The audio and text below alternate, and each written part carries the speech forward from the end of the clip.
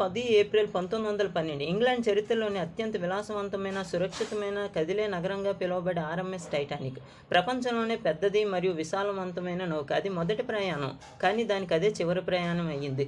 ఈ నౌక ఇంగ్లాండ్లోని సౌతాంప్టన్ నుండి న్యూయార్క్ వెళ్లే నౌక. ఈ నౌకలో చాలామంది బిజినెస్ మ్యాగ్నెట్, షిప్ ఓనర్స్ అయిన జే బ్రూస్లీ ఇస్మే మరియు షిప్ డిజైనర్ అయిన థామస్ ఆండ్రూస్ మరియు షిప్ కెప్టెన్ అయిన ఎడ్వర్డ్ స్మిత్, ఫస్ట్ ఆఫీసర్ అయిన William MC Murdoch, Charles H Lightoller మరియు 900 మంది సిబ్బంది, 2200 మంది ప్రయాణికులతో ఈ షిప్ కదిలింది. అప్పట్లో దీని క్రేజ్ మామూలుగా ఉండేది కాదు. ప్రతి రేడియో నుంచి పేపర్ల దాకా ఈ షిప్ గురించే. పెద్ద నౌక మాత్రమే కాదు, 269 మీటర్ల పొడుగు మరియు 53 అడుగులు ఉండేది.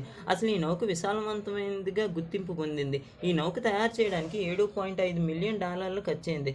అదే ఇప్పుడు కరెన్సీ మరియు ఇన్ఫ్లేషన్లో $400 మిలియన్. ఈ షిప్లో డెకరేషన్స్కి ఇంచుమించు 5 స్టార్ రేంజ్ హోటల్లా ఉండేది. ఈ నౌకలో గ్లాస్ విండోస్, చెక్కతో చేసిన కళాఖండాలు, ప్రపంచంలోని